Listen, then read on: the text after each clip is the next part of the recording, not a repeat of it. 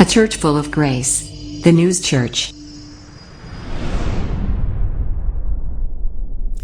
주님의 이름으로 여러분을 사랑하고 축복합니다. 다윗은 평생토록 우리 주 하나님을 찬양하고 여호와를 신뢰한 그러한 믿음의 사람이었습니다. 그래서 하나님께서는 다윗에게 내 마음에 합한 자라고 그렇게 얘기를 하셨는데요.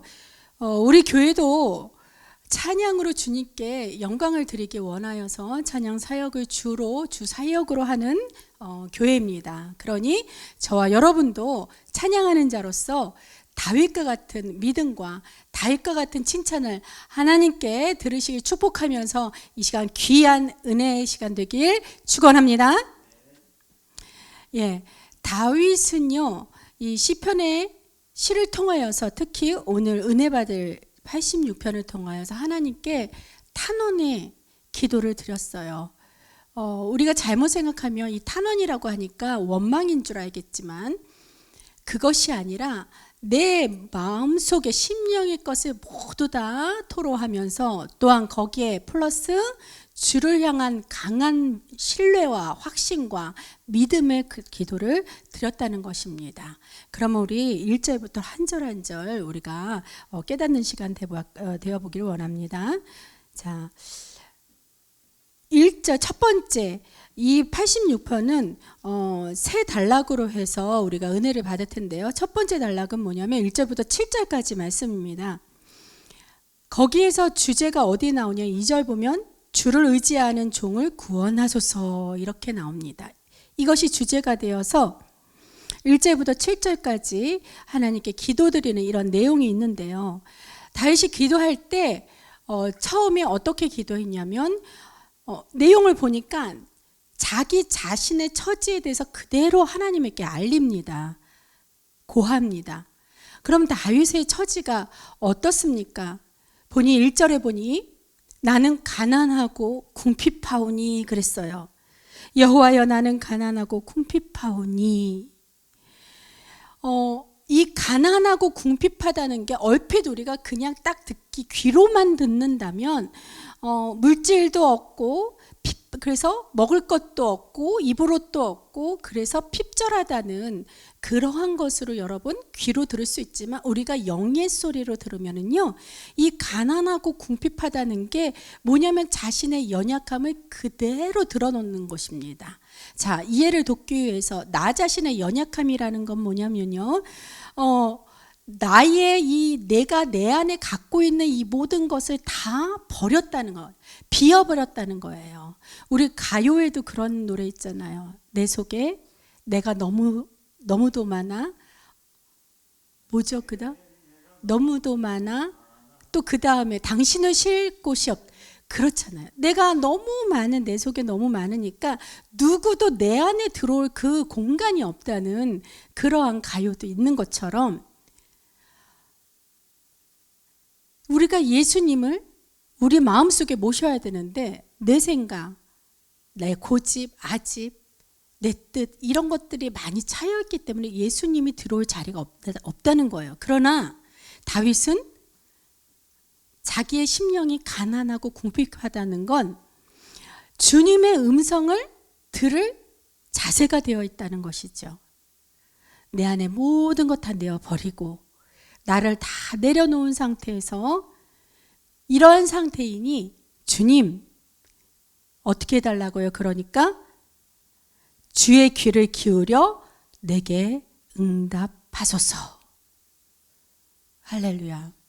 우리가 주님에게 기도를 할 때는 내 생각, 내 뜻 모두 버리고 주님의 음성을 들을 준비와 자세가 되어 있어야 한다는 것입니다. 그러면서 또 2절에는 뭐라고 얘기해요? 나는 경건하오니 그럽니다. 또 이것도 귀의 소리로만 들으면 나는 경건하오니 상당히 깨끗한 사람이라고 자기 입으로 어떻게 저렇게 의롭다는 말을 할까?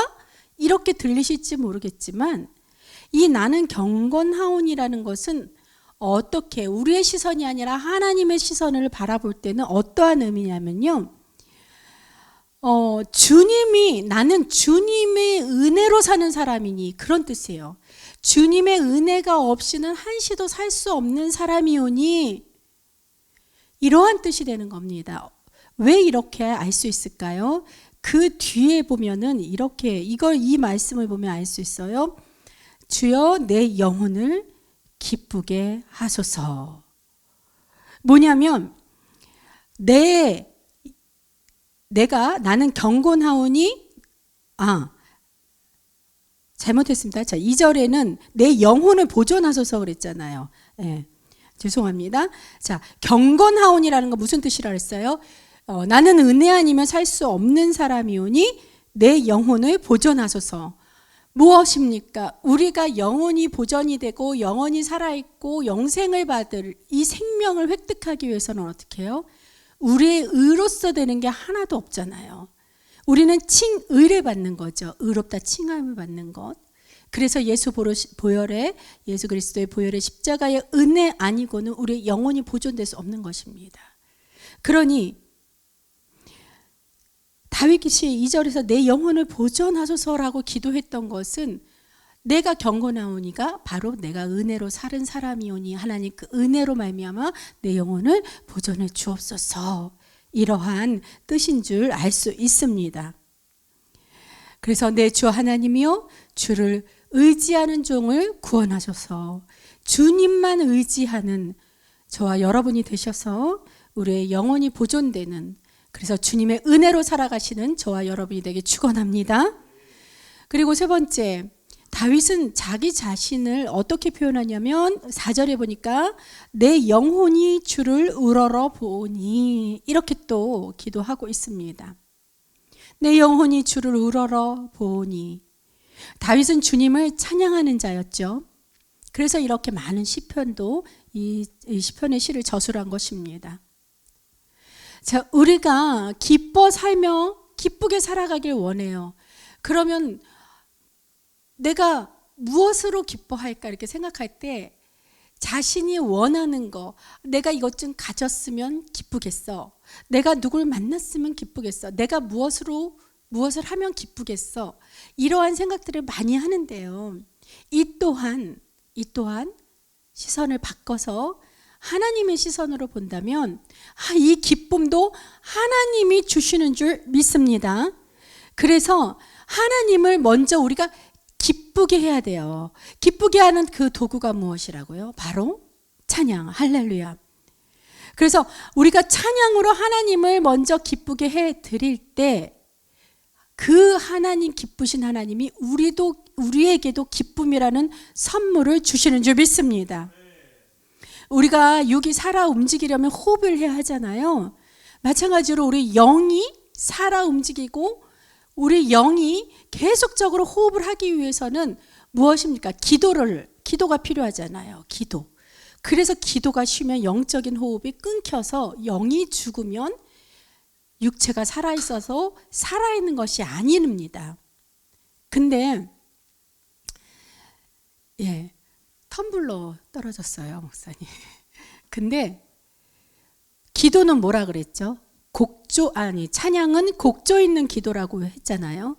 그렇기 때문에 찬양을 한다는 것 자체가 우리가 기도에다가 음악이라는 옷을 덧입혀서 그렇게 드리는 기도나 마찬가지입니다. 그러니 우리가 꼭 물론 성전에 앉아서 기도하고 찬양해야 돼요. 그렇지만 성전 밖을 나가면 마치 치유의 복권인 것처럼 성전에서 예배드리고 기도하고 찬양했으니까 나머지 세상 시간에는 세상에서 그냥 내가 내 마음대로 살아도 된다. 아니지요.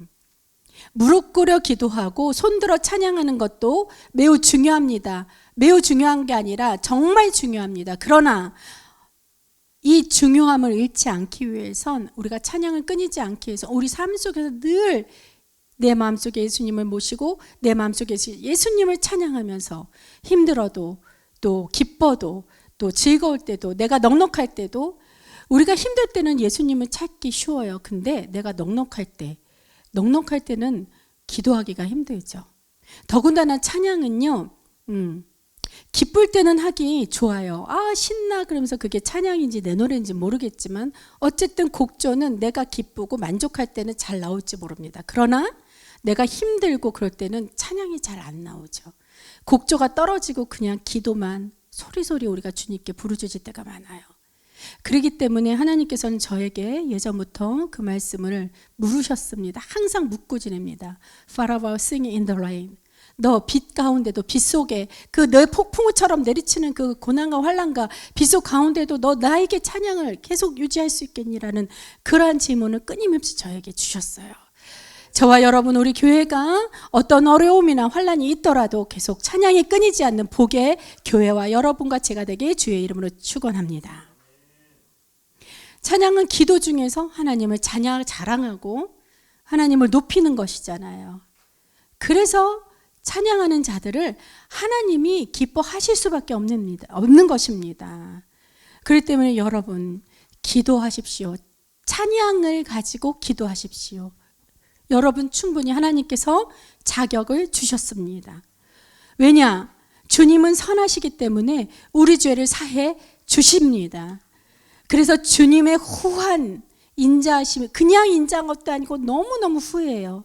후한 인자하심을 믿고 주님께 부르짖을 때 다윗의 기도를 들어주신 것처럼 저와 여러분의 간구하는 소리에 응답하실 것입니다. 믿으시기 바랍니다. 이러한 찬양을 받으시기에 우리 주 하나님은 온전하신 분이십니다. 합당하신 분임을 인정합니다. 그래서 두 번째로 8절에서 13절까지는 신실하고 위엄하신 하나님을 찬양하라고 기록되어 있습니다. 우리 8절에 보면요, 우리가 주님 앞에 모든 민족이 경배해야 한다고 9절에서 먼저 말씀을 하고 있어요. 주여, 9절이에요. 주께서 지으신 모든 민족이 와서 주의 앞에 경배하며 주의 이름에 영광을 돌리리이다. 이것은 뭐냐면 경배와 영광, 이거는 주님께 돌리는 건 당연하다 그런 거예요. 당연하다는 거. 왜 그렇게 당연할 수밖에 없을까요? 그 이유가 8절에 나와 있죠. 왜냐? 주여, 신들 중에 주와 같은 자 없사오며 주의 행하신과 같은 일도 없나이다. 할렐루야. 하나님께서 이 잡신들이 많아요. 그러니까 오직 하나님 이외에는 다 잡신이죠. 하나님과 같은 신이 어디 있어요? 이 세상을 창조하시고 만물을 창조하시고 우리들을 빚으신, 우리를 만드신 그 신이 바로 유일하신 우리 주 여호와 하나님이신 줄 믿습니다. 이 하나님과 같은 자가 어디가 있냐고요. 그러니 하나님이 만들기만 했어요. 우리들을 인도하시고 보호해 주시고 우리들의 생명을 살려주시고 영원한 생명을 영생을 얻도록 또 약속까지 하시신 분 아닙니까? 시시때때로 구원하심을 보이시는 그러한 주님의 행하심과 그러한 여러 역사하심을 볼 때 주님과 같은 분이 없다는 것입니다.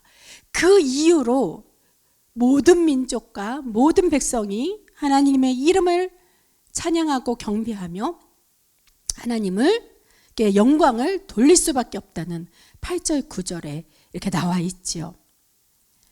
우리가 성경의 다른 구절 창세기 12장 3절을 보면요, 하나님이 아브라함에게 큰 축복의 은혜를 주시죠. 아브라함은 말도 못할 은혜를 부여받았습니다. 그게 무엇이에요? 하나님이 아브라함에게 이렇게 얘기해요. 너를 축복하는 자에게는 내가 복을 내리고 너를 저주하는 자에게는 내가 저주하리니 땅의 모든 족속이 너로 말미암아 복을 얻을 것이라 하신지라. 할렐루야. 이 어마어마한 축복을 받은 이 아브라함이 누구입니까? 우리 믿음의 조상이십니다. 그러면은 대대로 그 기업을 이어받은 우리가 아브라함의 후손이요, 우리가 그리스도의 제자입니다. 할렐루야. 그래서 이 축복권을 받은 받아서 이 영적인 역사, 이 아브라함 이후로 이렇게 계속해서 내려왔을 때 신약 이후로, 그 이후로는 Jesus name, 바로 예수 그리스도의 이름으로 이 권세를 얻을 수 있음을 여러분 믿으시기 바랍니다. 우리가 아브라함의 육적인 후손에서부터 비롯하여서 예수 그리스도의 권세로 말미암아 우리가 예수의 이름으로 축복하는 자에게는 축복을 받고 예수의 이름으로 저주하는 자에게는 저주한다 했어. 근데 이거 하면은 말을 또 이렇게 오해하면 안 되는데요. 어쨌든 그것은 조금 나중에 제가 말씀드리겠습니다. 축복과 저주에 대해서는. 그러나 결론은 예수의 이름이 그만큼 권세가 있고 우리는 그 권세를 부여받았다는 점에서 깊이 감사드리고 하나님의 이름을 찬양하시기 바랍니다. Only one, 오직 한 분, 하나님 나의 아버지. Only one, 오직 한 분, 오직 주 예수 그리스도. 그분만을 찬양하는 저와 여러분이 되기를 축복합니다. 자, 그래서 12절에 보니까요. 주 나의 하나님이여 내가 전심으로 주를 찬송하고 영원토록 주의 이름에 영광을 돌리오리니. 13절 이는 내게 향하신 주의 인자하심이 크사 내 영혼을 깊은 수월에서 건지셨음이니이다. 할렐루야. 수월이 바로 지옥이죠. 지옥. 이렇게 다윗이 주님의 이름을 찬양하고 영광을 돌리면서 그러면서 두 번째 단락이 맞춰집니다. 하나님께서 다윗의 영혼을 깊은 수월에서 건지신 것처럼 저와 여러분의 영혼도 이미 우리는 지옥에 가기 글렀어요. 우리는 천국에 가는 거예요. 천국만이 우리의 갈 수 있는 곳이 그 한 군데뿐밖에 없습니다. 왜? 저와 여러분은 예수의 피가 머리끝에서 발끝까지 온몸에 흐르고 있지 않습니까? 이러한 예수 그리스도의 이러한 우리의 하나님의 백성들이 어떻게 그 지옥에 끌려갈 수가 없죠. 그렇죠? 어심도 감히 우리에게 적금도 못합니다. 왜? 다윗의 기도처럼 저와 여러분도 그렇게 기도한 줄로 압니다. 어떻게 기도했을까요? 세 번째 단락. 세 번째 단락은 이제 14절에서 마지막 17절까지예요. 뭐라 그러냐면 교만한 자들에서 나를 구원해달라고 다윗은 끊임없이 때때로 기도를 한 것입니다. 이 교만한 자들이 바로 누굽니까? 누구라 그러냐면 14절에 나와 있어요. 다 말씀에 나와 있는 거예요. 교만한 자들이라는 거는 14절 후반에 보니까 자기 앞에 줄을 두지 아니한 사람을 가지고 교만한 자라고 그렇게 표현을 했습니다. 자기 앞에 줄을 두지 않. 그러니까 우리도 교만할 수 있다는 거예요. 어떻게? 기도하지 않으면 하나님의 뜻이 무엇인지 아주 자칫 잊어버리기가 쉽거든요. 놓치기가 쉽거든요. 자, 우리가 육적인 일에는 나이가 들고 저도 지금 제 얼굴은 멀쩡할지 모르겠지만 이제 조금만 있으면 60에 가까워. 몇 년만, 한 2, 3년만 지나면.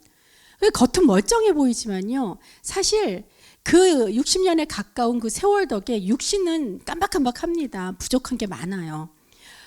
그래서 잊어버릴 수 있어요. 근데 제가 기도하면서 하나님 내 육신의 모든 것 잊어버려도 내가 우리 남편만큼 잊어버리지 않게 해달라고 그렇게 기도를 하고 있습니다. 그러나 우리가 영적으로는 아무것도 잊어버릴 수 없는 거예요. 무엇을 잊어버리면 안 됩니까? 바로 예수 그리스도 우리 하나님, 그 다음 나를 도우시는 성령 하나님은 결코 잊어버릴 수가 없는 것입니다. 왜? 우리가 이거를 잊어버리는 순간 내가 교만한 자로서 그렇게 하나님의 뜻과 반대되는 그렇게 위험한 처지에 놓여 있을 수 있기 때문입니다. 그래서 늘 성령 충만을 강조하고 있고 늘 하나님께 감사와 은혜에 하나님 영광 돌리는 우리의 그런 삶을 그렇게 살자고 하면서 매일 다짐하는 이유가 바로 그런 것이죠. 자, 우리 봅시다. 사단이 막 계략을 짜요. 계략을 짠데 얘네들도 계략을 짜는데 아주 좋은 기회가 있다는 것입니다. 그 기회를 얻기 위한 그 동기가 바로 무엇인지 압니까? 무엇이냐면 바로 나의 죄 때문입니다. 사단이 계략을 짜갖고 그 계략을 나에게 실행하고 싶어요. 사단이. 근데 먹히지가 않을 때는 내가 성령 충만할 때 그러나 그 사단의 계략이 나에게 먹혔다면, 그래서 내가 괴롭고 힘들고 내가 정말 환난에 취해 그 환난을 당하고 있고 너무 심지어 표현하긴 정말 민망스럽지만 죽고 싶을 심정까지 왔다면 그거는 사단의 계략이 먹힌 것입니다. 왜? 무엇 때문이라고요? 나의 죄 때문입니다. 그러므로 사단이 역사하도록 나 자신이 스스로 그네들에게 기회를 제공해서는 안 된다는 겁니다. 어떤 것들이 기회를 제공하는 거예요? 부정적 생각, 불평, 불만, 불안, 두려움, 분노와 화냄, 시기, 질투, 이런 모든 것들이 사단이 아주 좋아하는 미끼가 되는 거걸랑요. 그러니 나의 말하는 것이나 나의 행동하는 언행심사라고 하죠. 이런 것을 통해서 내가 나도 모르게 자꾸 미끼를 슬쩍슬쩍 던져주는 게 되는 거죠. 그럼 어떻게 됩니까? 그 미끼를 물고 나를 덮쳐서 내가 그들의 먹잇감이 된다는 거예요. 근데 나만 먹잇감이 되면은 그렇다 칩시다. 내가 나의 잘못이니까. 근데 더 안타까운 거 뭔지 아십니까?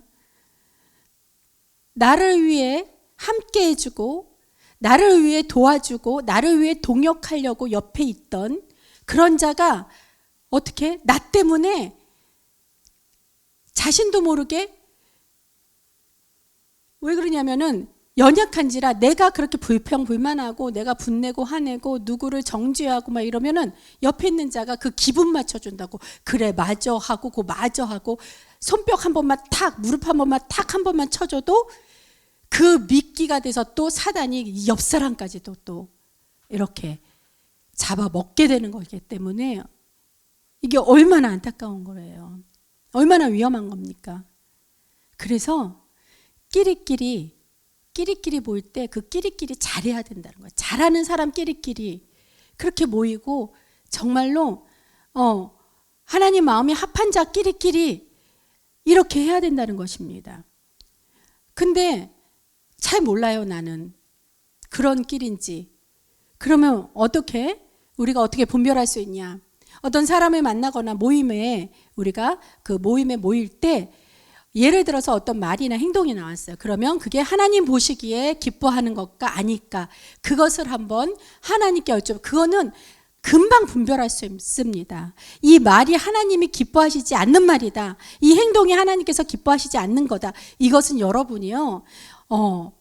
아주 수년간, 그리고 지금 막 교회에 오셔서 믿기로 결단한 여러분이다 할지라도, 신앙의 연조가 짧다 하더라도 딱 보면 압니다. 예.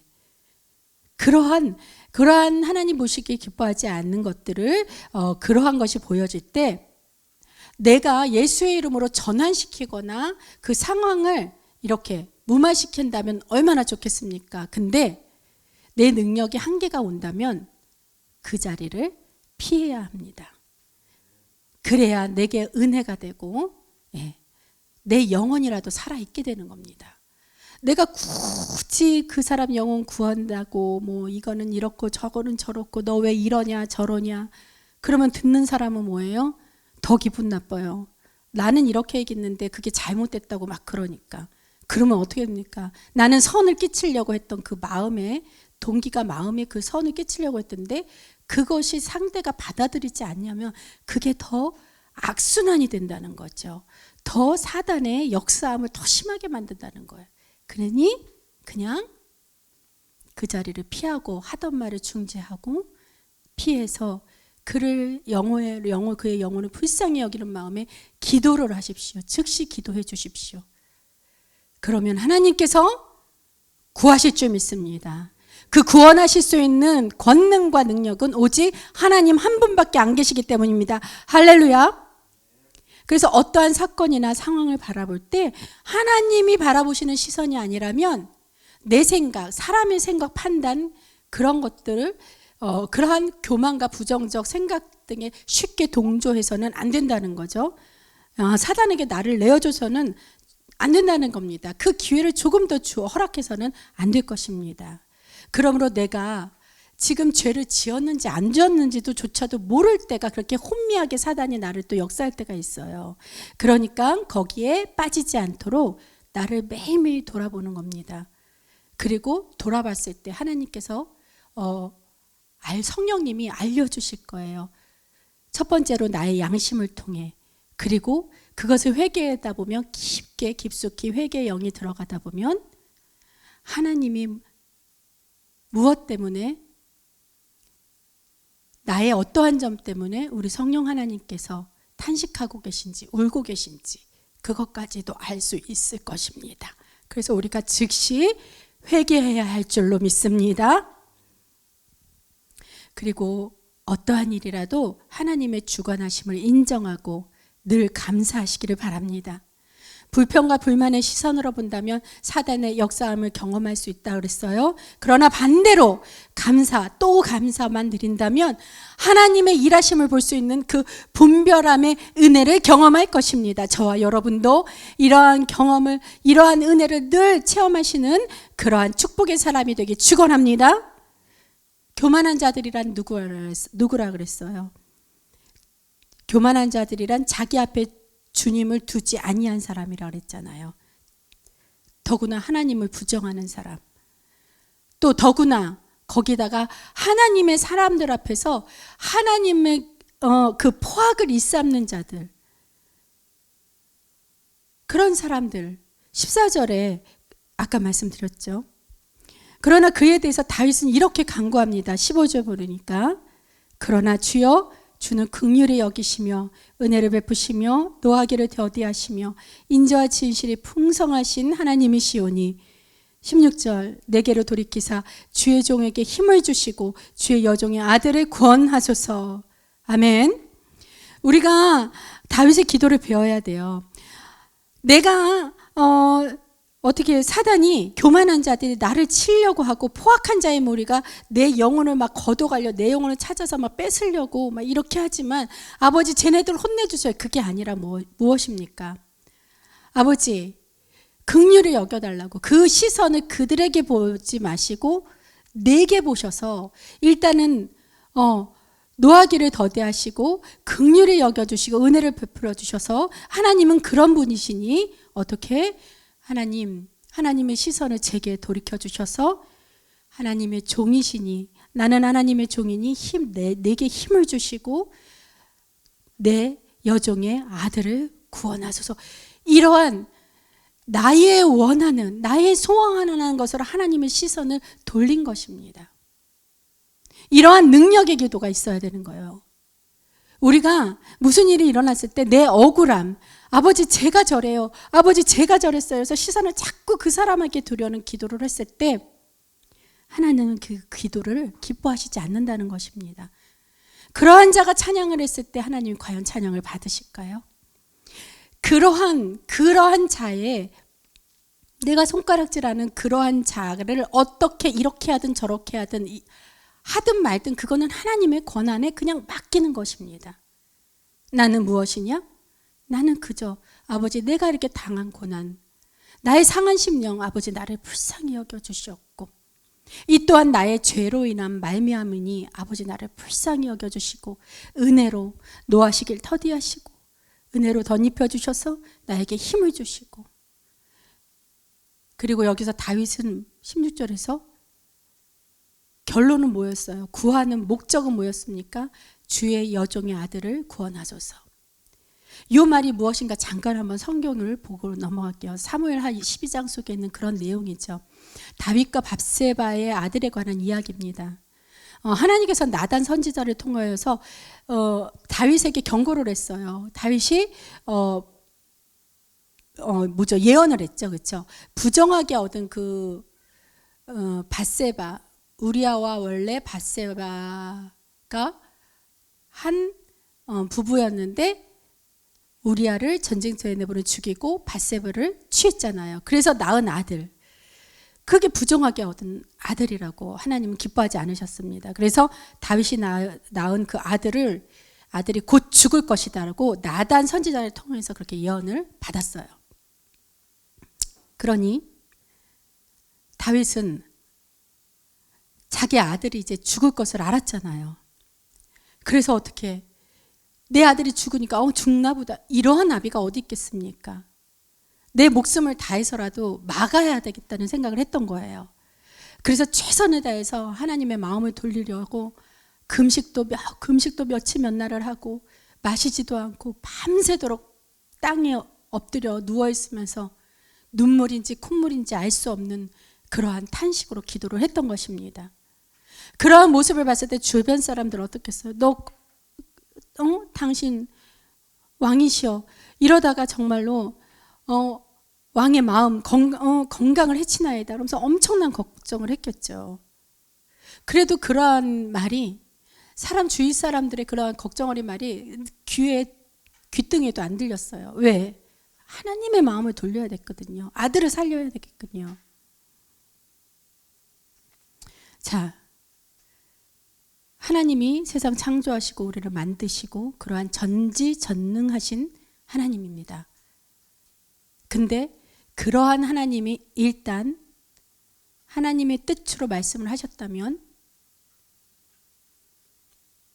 그 마음을, 그 뜻을, 하나님의 뜻을 돌릴 수 있었을까요? 물론 가능할 수 있습니다.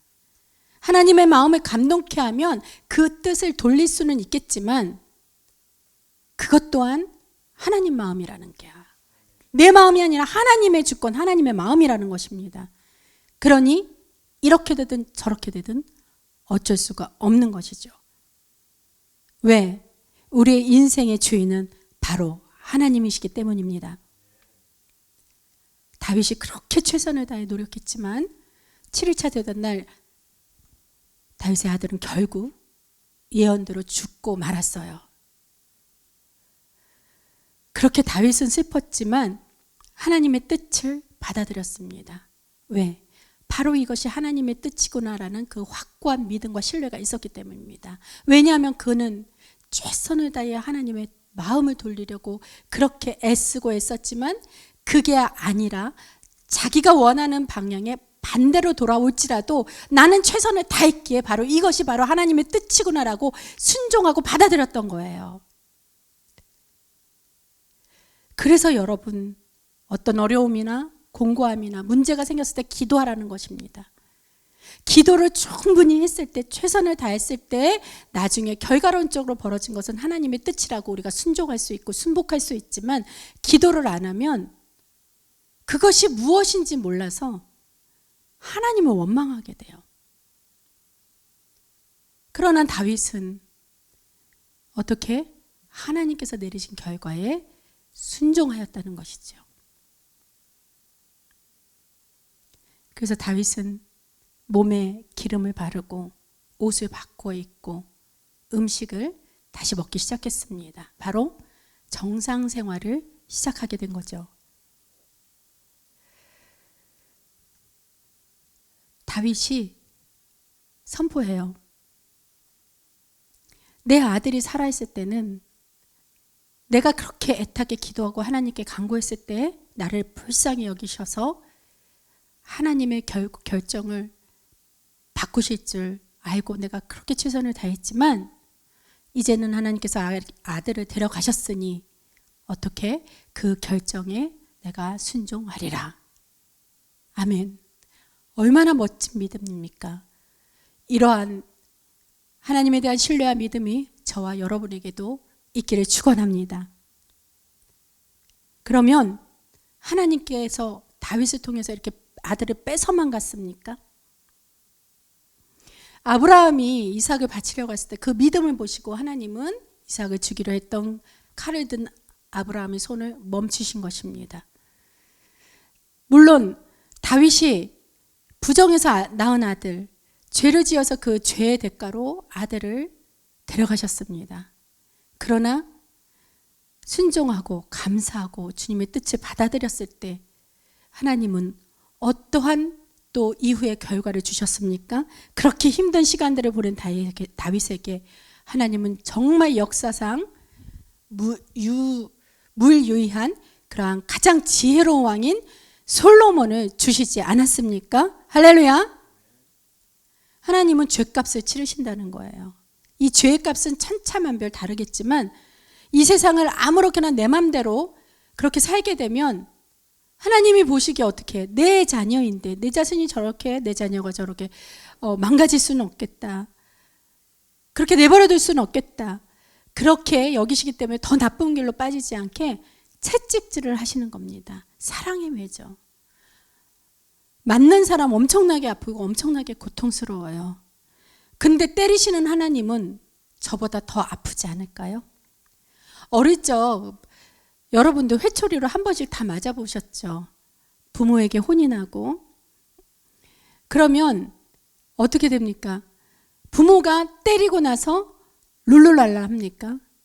막 우셔요. 우시면서 안아주면서 어떻게 아프지? 어디 아파? 그러면서 막 연고를 갖다 주고 막 발라주고. 왜 그러냐면 우리가 매를 벌지 않고 잘못했다고 회개하기 때문에 엄마 나 한 번만 용서해 주세요. 용서해 주세요. 그러잖아요. 그때 회초리가 멈춰지는 것입니다. 그리고 엄마의 위로와 그 상처를 싸매주는 그러한 연고를 발라주시고 위로가 오는 겁니다. 마찬가지예요. 하나님도 우리가 잘못했을 때는 그렇게 경고를 하시겠지만 그럴 때 내가 나를 돌아보고 곧장 회개한다면 하나님께서는 내가 원했던 그러한 복보다 더 많은 몇 배나 배가가 되는 축복으로 위로하시는 줄 믿습니다. 이렇듯 우리가 죄의 값을 치르고 난 뒤에는 더 단단한 신앙과 믿음 그리고 복을 허락받는 것입니다. 복을 허락받는다는 것입니다. 이렇게 시편 86편의 다윗의 시를 통해 하나님께 호소하는 간구의 기도와 함께 믿음의 찬양을 드리는 은혜의 시간을 저와 여러분이 지금 보내고 있습니다. 조금 아까 누구 들어오셨다가 가신 것 같은데. 자, 삶 가운데 누구나 모두 절박한 상황을 만날 수 있습니다. 극적인 표현으로 아까도 말씀드렸듯이 죽고 싶을 만큼 괴롭고 심히 마음을 통제할 수 없는 상황을 만나기도 할 것입니다. 그러나 나의 문제, 나의 상황이 아닌 하나님의 시선을 한 번만 더 느껴보시길 바랍니다. 하나님이 창조하신 세상은 다시 하나님이 허물어 버려서 없애실 수도 있어요. 그렇지만 하나님이 직접 흙으로 만드신 저와 여러분은 결코 버리지도 죽이시지도 않을 것을 믿으시기 바랍니다. 다만 이 어렵고 괴로운 일들이 일어난 일에 대해 우리가 주님께 조용히 아뢰을 때 지난날 내가 걸어왔던 이러한 시간들이 마치 영화 필름처럼 이렇게 스쳐가면서 내게 보여질 것입니다. 그러면 그 모든 것이 다 내 잘못이라 여기고 주님 앞에 회개하는 거예요. 이때 결코 남의 탓으로 돌려서는 안 됩니다. 왜냐하면 기도할 때는 나와 하나님과 나와의 그 둘만의 관계로서 하나님은 나를 고치시기 원하시고 나를 치료하시기 원하십니다. 그래서 다시 복 주시기를 원하시는 분이기 때문에 내가 복을 받으려면 그 원수의 보복도 모두 하나님 것으로 맡겨야 한다는 거예요. 나의 권한이 아님을 인정하시기 바랍니다. 원한과 미움 때문에 내 마음의 그릇이 더러운 채 그대로 뒀다면 성령 하나님이 행하시는 그 모든 그 기이한 그런 은총의 역사함을 우리가 그것을 볼 수 없기 때문입니다. 그래서 마지막으로 다윗은 이렇게 간구합니다. 17절 보니까 은총의 표적을 내게 보이소서. 그러면 나를 미워하는 그들이 보고 부끄러워하오리니 여호와여 주는 나를 돕고 위로하시는 이신이이다. 아멘. 자, 여기 보면 원수들이 나를 미워하는 그들이 바로 원수잖아요. 그들이 보고 부끄러워할 일이 무엇이 있을까요? 자, 그들은요 소망을 하나님께 두지 않고, 왜? 하나님을 자기 앞에 두지 않았으니까 소망도 하나님께 둔 게 아니에요. 그 소망을 어디에다 뒀습니까? 자신의 욕심에다가 그 소망을 두었습니다. 엉뚱한 곳에 그 소망이 있었다는 거예요. 그러나 다윗은 비록 자신의 죄로 인해 이러한 공경에 처했지만 하나님의 자비한 은혜와 은총을 보이신다면 그러한 비약한 자신을 통해서 살아계신 하나님을 알리는데 그러한 쓰임 받고 싶었던 그 마음이 이 말씀에서 보입니다. 하나님이 다윗을 돕고 위로하듯이 저와 여러분 반드시 도와주실 것입니다. 하나님의 위로하심을 느끼십시오. 그래서 기도할 때 그냥 기도하는 것이 아니라 간절히 구하는 거예요. 애가 타도록. 애간장이 녹는다 그러잖아요. 애간장이 타들어가는 그런 목마름으로 그렇게 간절히 기도할 때 그때 주님 음성 듣기를 축원합니다. 오직 하나님을 기뻐하고 오직 하나님이 기뻐하시는 찬양을 드리며 깨끗함의 용서함을 받아 믿음의 고백을 드리기 바랍니다. 우리 교회도 함께 찬양을 드리며 하나님을 기쁘게 하시는 그 교회인 줄 우리가 믿음으로 선포하면서 2024년도 시작합니다. 그래서 올해 더 많은 찬양을 드림으로 아주 깊고도 더 넓은 사랑에 하나님을 만나시는 저와 여러분이 되는 그 축복의 한 해가 되길 그리스도 예수 이름으로 축원합니다. 기도하시겠습니다.